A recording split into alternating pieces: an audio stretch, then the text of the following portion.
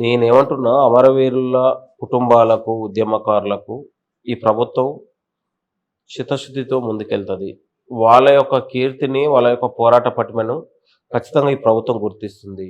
గతంలో గడిచిన 10 ఏళ్లలో కేసీఆర్ ఏ ఒక్క ఉద్యమకారుడిని గూడా అవతరణ దినోత్సవం రోజు సన్మానం చేయలేదు. కనీసం వేదిక మీదకి పిలవలేదు. ఇవాళ కాంగ్రెస్ ప్రభుత్వం రాగానే అమరవీరుల కుటుంబాలను, ఉద్యమకారులను, ఇవాళ కోదండరాం లాంటి వాళ్ళను అందరిని ఒక టీముని పెట్టేసి ఇవాళ అవతరణ దినోత్సవ వేడుకలకు వాళ్ళే ముందు వరుసలో పెట్టి నడిపిస్తున్నటువంటి పరిస్థితి. గతంలో ఆ మోనోపాలిజంలో ఉద్యమకారులు ఎక్కడైనా కనపడ్డారా నేను అనేది, ఆయనకు ఉన్నటువంటి చుట్టూ ఉన్నటువంటి భజన మండలి తప్ప ఏ ఒక్క ఉద్యమకారుడు ఆనవాళ్ళు లేకుండా చేశాడు. ఉద్యమ పార్టీ కాదు ఇది, రాజకీయ పార్టీ అని చెప్పి దాదాపుగా ఒక 100-200 మంది దాకా 10 లక్షలు ఇచ్చింది కేసీఆర్. ఇళ్ల స్థలాలు ఇచ్చిండ్రు. తెలంగాణ అమరవీరుల కోసమని అమర జ్యోతి కట్టించడం అనేది జరిగింది. అది కూడా శ్రీకాంతాచారి విగ్రహం పెట్టించడం అనేది జరిగింది. సో ఇవేం చేయలేడంటారా? చేసి కూడా చేయలేడు. ఏమంటున్నా, నిజమైన తెలంగాణ అస్తిత్వం కోసం కేసీఆర్ ఏం చేయలేదు. కేవలం ఆయన చేసింది కూడా షోప్ టాప్ చేశాడు. కట్టిన అమరవీరుల స్తూపంలో కూడా అవినీతి జరిగింది. దానికి ఫస్ట్ వేసిన అవినీతి పక్కన పెడితే దాన్ని స్వాగతిస్తారా లేదా అమరవీరుల జ్యోతిని? ఓకే, అమరవీరులు దాన్ని ఎవరైనా స్వాగతించాల్సిందే, కానీ ఆయన కట్టిన తీరు కానీ చూపించిన తీరు బాగాలేదని ఇంకా మోడర్న్ గా చేయాల్సిన అవసరం ఉండే. నేను అనేది ఏదో ఒక ల్యాంప్ లాగా పెట్టి, అది కూడా ఆంధ్ర కాంట్రాక్టర్ల చేతిలో పెట్టి ఆయన 4 రకాల చేతులు మారి 4 సార్లు రెట్టింపు వేసుకొని దాంట్లో అనేక రకాల కుంభకోణం జరిగిందని బయటకు తీసింది. మొత్తానికి ఇప్పుడు సరే అవినీతి అవన్నీ పక్కన పెడితే ఒక ఉద్యమకారుడిగా సో ఇప్పుడు తెలంగాణకి న్యాయం జరుగుతుందని చెప్పేసి మీరు భావిస్తున్నారా? కాంగ్రెస్ పార్టీ పక్కన పెడదాం కోసేపు. అంటే ఇప్పుడు రేవంత్ గారు చేసిన మార్పులు చేర్పులు కావచ్చు, అవన్నీ ఒక ఉద్యమకారుడిగా, ఒక ఉస్మాన్ యూనివర్సిటీ విద్యార్థిగా హ్యాపీనేనా? హ్యాపీ, చాలా మంచిగా ఉంది. ప్రజలు కోరుకుంటున్నారు. ఊర్లలో కరెంట్ వస్తుంది. ఇవాళ 200 యూనిట్లు అద్భుతంగా పనిచేస్తుంది. పేద వర్గాలకు ఒక భారం తగ్గింది. మహిళలకు ఒక ఉచిత రవాణా వచ్చింది. ఇవాళ రాజు ఆరోగ్యశ్రీ అనేది బాగా పనిచేస్తుంది సామాన్యులకు. అనేక ఇప్పుడు మీరు అనేది ఒక 10 ఏళ్ల తర్వాత మనం పాలన ఎట్లుందనాలి. పిల్ల బుట్ట ముందుకే దాన్ని చంపే ప్రయత్నం చేస్తే దాన్ని ఒక విషయం చెమ్మితే ఎట్లా నేను అనేది. 4 నెలలు అవుతుంది. కేసీఆర్ మొత్తం తెలంగాణని ఒలకాడు చేసిండు. ఎక్కడ కూడా నిధులు లేకుండా మొత్తం కూడా నాకి వదిలిపెట్టేశారు. ఈ మొత్తం ఏమో నక్కబోయిన తర్వాత బొక్క మిగిలినట్లాగా అయిపోయింది తెలంగాణ పరిస్థితి. కాబట్టి దాన్ని మనం ఎట్లా సరిదిద్దాలి? ఇలా గతంలో కేసీఆర్ 10 ఏళ్ల కాలంలో ఉన్నప్పుడు గవర్నమెంట్ ఉద్యోగులకి 2 నెలలకు ఒకసారి జీతాలు వచ్చే పరిస్థితి ఉండేది. ఇవాళ 1వ తారీఖు రోజు ఇలా జీతాలు వస్తున్నాయి. ఒక మార్పు వచ్చిందా లేదా నేను అనేది. గతంలో జీతాల కోసం గవర్నమెంట్ ఇచ్చిన సంతకాలు, చెక్ బుక్లు కూడా చెక్ బౌన్స్ అయినటువంటి పరిస్థితి. ఒకప్పుడు గవర్నమెంట్ చెక్ అంటేనే ఒక బ్రాండ్ లాగా ఉంటుండే. అరే గవర్నమెంట్ చెక్ ఇచ్చింది, కానీ కేసీఆర్ హయాంలో ఆ గవర్నమెంట్ చెక్ కూడా ఇది అంతా ఉత్త చెక్కురా ఆయన ఇలాగా చేశాడు. కాబట్టి చాలా డిఫరెంట్ ఉంది. అంటే ఆయన సొంత ఆలోచనలు తప్ప సమిష్టి నిర్ణయాలు కానీ సమిష్టి ఆలోచనలు కానీ చేయలేదు.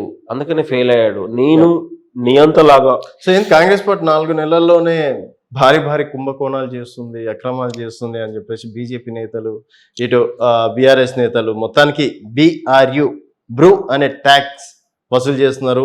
బట్టి విక్రమార్క గారు, ఉత్తమ్ కుమార్ రెడ్డి గారు, రేవంత్ రెడ్డి గారు అని చెప్పేసి నిక్నేమ్ పెట్టడం అనేది జరిగింది. కాంగ్రెస్ పార్టీ అంటేనే స్కామ్ల పార్టీ అని చెప్పేసి కూడా గతం నుంచి కూడా ప్రతిపక్షాలు మీ పైన ఒక డైలాగ్ అనేది, ఒక పేరు అనేది, ఒక బ్రాండ్ అనేది, ఒక బిరుదు అనేది కూడా ఇవ్వడం అనేది జరిగింది. సో ఆ బిరుదుని కాపాడడం కోసమేనా ఈ బ్రూ ట్యాక్స్? మహేష్ రెడ్డి అనేటువంటి తాడు తెలియదు, మూతి తెలియదు, తల లేదు, తోక లేదు అనేది కొత్త బిచ్చగాడు. ఏదో ఇయ్యాలగా నిలమ్మని వచ్చి ఆ బీజేపీ పార్టీలో నెంబర్ 1 నెంబర్ 2 కోసం ఫోకస్ కోసం మహేష్ రెడ్డి అంటే ఎవరు గుర్తుపడతారు? నన్ను గుర్తుపట్టాలి, ఏదో ఒక సెన్సేషన్ వేయాలి, పెద్ద నాయకుల మీద మాట్లాడాలి. మాట్లాడితే ఓ 4 రోజులు లైవ్లలో ఉంటాం, చర్చలలో ఉంటాం. కాబట్టి దానికోసం తప్ప మహేష్ రెడ్డి అనేటోడు 3 పార్టీలు మారి 4 పార్టీలు మారి తిరిగిపోయి బీజేపీ పోయిండు. ఆ ఇంద్రకరణ్ రెడ్డి ఆ ఇయ్యాలు వచ్చేది ఏదో 4 నెలల క్రితం వస్తే ఈ మహేష్ రెడ్డికి డిపాజిట్ కూడా దక్కపోయేది. అది ఏడవుండో అడ్రస్ కూడా గల్లంత అయ్యేది. కాబట్టి మహేష్ రెడ్డి అనే పర్సన్కి పెద్ద స్టేట్ ఫిగరు, స్టేట్ రాజకీయాల మీద పూర్తి అవగాహన ఉన్నటువంటి వ్యక్తి కాదు. మీ పార్టీలో పోస్ట్ చేసిండు ఆయన. ఏఐసిసి అమలు కమిటీ చైర్మన్ పదవి ఆ చేపట్టారు. ఆ పదవికి సిఫారసు చేసింది కూడా ఉత్తమ్ కుమార్ రెడ్డి గతం. ఆ పదవి రావడానికి పర్సనల్ గా కూడా ఒకవేళ నా పర్సనల్ జోలికి వస్తే నేను పర్సనల్ విషయాలు తీస్తే అల్లకల్లోలం అవుతుంది అని చెప్పేసి కూడా చెప్పడం అనేది జరిగింది. కావచ్చు. ఆయన దగ్గర ఏ పర్సనల్ ఉన్నా బయట పెట్టమను. ప్రజాక్షేత్రంలో ప్రజా జీవితంలో ఉన్న వాళ్ళము పర్సనల్స్ ఇంకేదో ఏముంటదండి. మన జీవితాలు మన నడవడిక ప్రజలకు అందరు తెలుసు. ఇలా ఉత్తమ్ కుమార్ రెడ్డి గారు ఏందో, ఇంకా ముఖ్యమంత్రి గారు ఏందో, లేకపోతే బట్టి గారు ఏందో ప్రజలకు తెలియదా? ప్రజలకు తెలియకుండానే వీళ్ళని 1000 మెజార్టీతోని, లేకపోతే 50,000 60,000 మెజార్టీతో గెలిపించారా? నేను అనేది 6 సార్లు 7 సార్లు ఎమ్మెల్యేలుగా, మంత్రులుగా, ఎంపీలుగా కొనసాగుతున్నారా? అట్లా పిచ్చివాగుడు ఆగి, ఏదో అసలేని వాగుడు ఆగి, ఆధారాలు లేని ఆరోపణలు చేసి, నేనిస్తా లేకపోతే లీకులు ఇస్తా, బోకులు ఇస్తా, ఏది ఇస్తావు ఇవ్వని నేను అనేది.